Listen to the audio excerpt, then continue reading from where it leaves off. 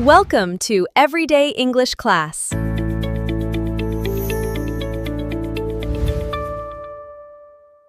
Hello everyone, and welcome back to Everyday English Channel, where learning English is easy and fun. I'm Grace. Hello, Grace, and a very big hello to all our wonderful listeners out there. I am Peter, and it is so incredibly good to be here with you today.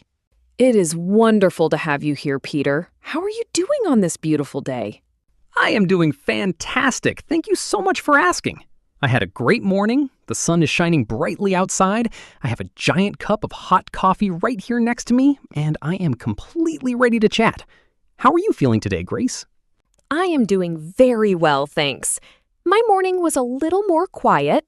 I had some green tea, I listened to some relaxing music, and now I am super excited because we have a super important topic today. Oh, yes. I know this topic is a big one. Today, we are talking about work, and specifically, we are talking about how to get a job. But wait, before we start our big topic, we have a very small request for our amazing audience. Yes, we do. Everyone listening, if you like our podcast and you are learning with us, please take just 1 second to click the like button. And if you are new here, welcome. Please subscribe to Everyday English Channel so you never miss a lesson. Also, please share this episode with a friend or family member who is learning English. It really helps our channel grow so we can keep making these free podcasts for you. Okay, Grace, I am ready. Our topic today is introducing yourself for your very first job. This is when you look at the job application and you panic because you say, "Oh no, I have no experience." This is a terrifying feeling for so many people. It really is, Peter. It is a very scary situation. You are sitting in an office, wearing your nice clothes, and the boss says, "Tell me about yourself." But you have never worked in an office or a shop before. Your mind goes completely blank, your hands get cold, and you feel stuck. Exactly.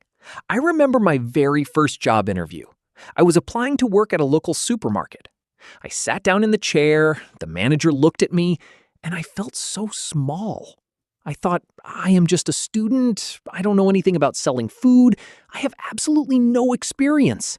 I wanted to run away. That is such a normal feeling, Peter. We all feel that way at the beginning. And that brings us exactly to the very first thing we need to talk about today. Before we even learn the English vocabulary, we need to talk about our mindset. Your mindset is just your feelings and ideas about something. Ah, yes. We have talked about this before. The ideas in our head are very powerful. Yes, they are. When you go into an interview thinking, "I am bad at this because I have no experience," that is what we call the stuck mindset. The stuck mindset makes you feel sad, it makes you want to stop, and it makes you freeze when the boss asks you a question. Yes, those are very sad thoughts, and they do not help you get the job. So, what kind of mindset do we need to have instead? We need to have a growing mindset. A growing mindset says, "This is new for me. This is hard, but I am learning this, and I can try." You have to realize that every single expert, every single manager, and every single boss in the world started with zero experience. They were all beginners once. Wow, that is a beautiful way to think about it. The growing mindset feels very hopeful. But Grace, if the boss asks me about my experience and I really don't have any, how do I answer positively? I cannot lie and invent a fake job. No, definitely do not lie. Honesty is always the best policy. But here is step number 1. You need to use our absolute favorite magic English word. The magic word is yet. Oh, the magic word yet. I love this word. It means not right now, but maybe later in the future. It is a word full of hope. Exactly. Instead of saying, "I do not have any experience," which sounds very negative and finished, you add the magic word at the end. You look the interviewer in the eye You smile and you say, I do not have formal work experience yet. Wow! I do not have formal work experience yet. That sounds completely different. It sounds like I'm on a journey and I am ready to start right now. It does. It changes a stuck thought into a growing thought. So that is the very first step. Now, let's talk about step number 2. Step number 2 is to talk about your transferable skills. Transferable skills? That sounds like a very big, complex phrase. What does that mean, Grace? It sounds big, but it is actually very simple. A transferable skill is an ability you learned in one place, like at school or at home, that you can use in a new place, like a job. For example, Peter, when you were a student, did you ever work on a big group project with other students? Oh, yes, all the time. We had to do science projects and history presentations together. It was a lot of hard work. We had to plan our time, we had to listen to each other, and we had to organize all our papers. Bingo! Right there. You just named 3 amazing skills for a job. You have teamwork, you have time management, and you have organization. So when the boss asks, tell me about yourself, you do not say, I am just a student. You say, my name is Peter. I am a student, and during my studies, I have learned how to work well in a team and how to organize big projects. Oh, I see. You use the things you are already doing in your daily life to prove that you are a good worker. That is so smart. So I can say, I am very good at writing, or I am very good at helping people. Perfect. You can say, I am good at math, or I am very organized. If you volunteer to help your younger brothers and sisters with their homework, that shows you are patient and you have leadership skills. Everything you do gives you experience, even if it is not a paid job. This is fantastic advice, Grace. So, step 1 is using the magic word yet to be honest but hopeful. Step 2 is talking about transferable skills from school or daily life. What is step number 3? Step number 3 is to show passion and positivity for the specific company. You must show the boss why you want to work there. A boss loves a worker who is excited to be there. You need to say good things about the company. That makes a lot of sense. Nobody wants to hire someone who looks bored and sad. So, how do I express this passion in English? What kind of phrases can I use? You can say, I like this company, or I like your products. If you are applying to a coffee shop, you should definitely say, I really like your coffee shop because the coffee is very good and the atmosphere is wonderful. This shows that you know about their business, and you're not just looking for any random job. I love that. I really like your coffee shop.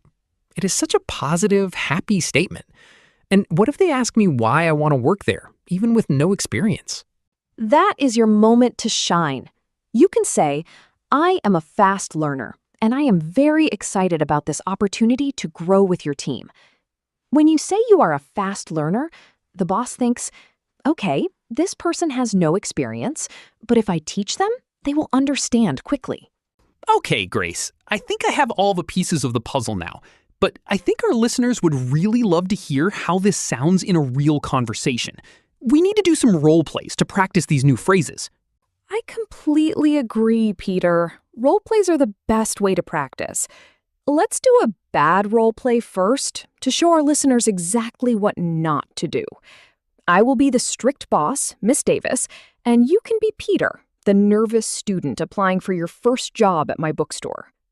Okay, I am ready. I am feeling very nervous. I am looking down at the floor, and I am definitely not smiling. Good morning, Peter. Welcome to the bookstore. Please have a seat. So, tell me a little bit about yourself and your experience. Hi. My name is Peter. I don't really have any experience. I am just a student. I don't know how to work in a bookstore at all. I see. Well, why do you want to work here at our bookstore? Because I need money to buy a new guitar. And this shop is very close to my house, so I can walk here easily. Right. Well, thank you for coming in today, Peter. We will call you next week. And scene. Oh my goodness, Peter. That was so awkward and terrible. It was a disaster. I focused completely on the negative. I used the stuck mindset, I didn't mention any skills, and I only talked about what I wanted, money for a guitar, instead of what I liked about the company. I am definitely not getting that job. No, you are not. Now let's do a good role play. We will use all our steps. You will use the magic word yet. You will talk about your transferable skills from school, and you will show passion for the bookstore. Remember to smile and look professional. I am taking a deep breath. I am sitting up straight, and I have a big, friendly smile on my face. I am ready. Hi, Peter. Welcome to the bookstore. Please have a seat. Tell me a little bit about yourself and your experience. Good morning, Miss Davis. Thank you so much for having me. My name is Peter. I am currently a university student. I do not have formal retail experience yet, but during my studies, I have organized several large group projects and managed the schedules for my classmates. Because of this, I am very organized, and I am excellent at communicating with different people. That is wonderful to hear, Peter. Being organized is very important here. Why do you want to work at our specific bookstore? I have always loved reading, and I frequently buy my books from your shop. I really like your company because your staff is always so friendly, and the store is always beautifully organized. I'm a very fast learner, and I am incredibly excited about the opportunity to join your team and help your customers find great books. Wow, Peter, that is a fantastic answer. Thank you so much. And scene. That was like night and day.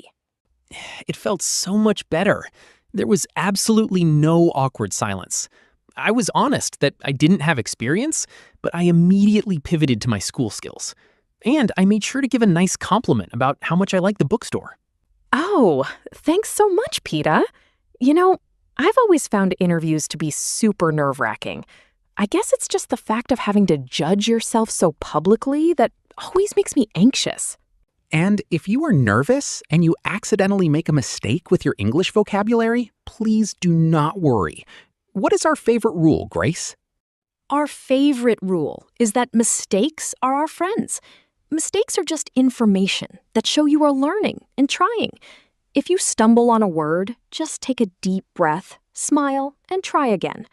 A warm smile and a polite attitude are a universal language. The manager wants to see your positive personality, not a perfect grammar textbook. That is the best advice. Let's also talk very quickly about physical presentation. Before you go in, you need to wear nice, clean clothes. A clean shirt and nice pants are perfect. Definitely no pajamas at the interview. Yes, no pajamas. It shows you are serious and respectful about the job. And when the interview is over, always remember to stand up, give a firm handshake, smile, and say, "Thank you for your time." This polite phrase leaves a very strong, positive final impression. That is a perfect way to end it. Well, let's do a super quick review of all our steps today so our listeners can remember them easily. Step 1, change your mindset. Don't focus on what you lack. Use the magic word yet to show you are on a journey of learning. Step 2, focus on your transferable skills. Talk about the organizing, teamwork, or leadership skills you have gained from school, volunteering, or your daily life. Use phrases like, "I am good at," or "I have learned how to." And step 3, show passion and enthusiasm for the company. Do your research, tell the boss why you like their shop or office, and confidently state that you are a fast learner who is excited for the opportunity. You summarized everything perfectly, Peter. Wow, look at the time. Our episode went by so incredibly fast today. Time really does fly when you are having fun and learning new things. It really does, Grace. That is all the time we have for today's lesson. Thank you all so much for listening and practicing your English with us. We truly hope this episode helps you feel bold and confident for your very first job interview. Yes, we believe in all of you. You are strong and you can do this. If you found this episode helpful, please don't forget to subscribe to Everyday English Channel. Give this video a big like and share it with someone you know who is currently looking for a job. Yes, please leave a comment below and tell us, what is your dream job? What job do you really want to have in the future? Do you want to be a teacher, an engineer, an artist, or maybe a pilot? We absolutely love reading your comments and learning about your big dreams. Keep practicing your English every single day. Be brave in your interviews, and we will see you next time. Goodbye, everyone. Have a wonderful day, and good luck with your interviews.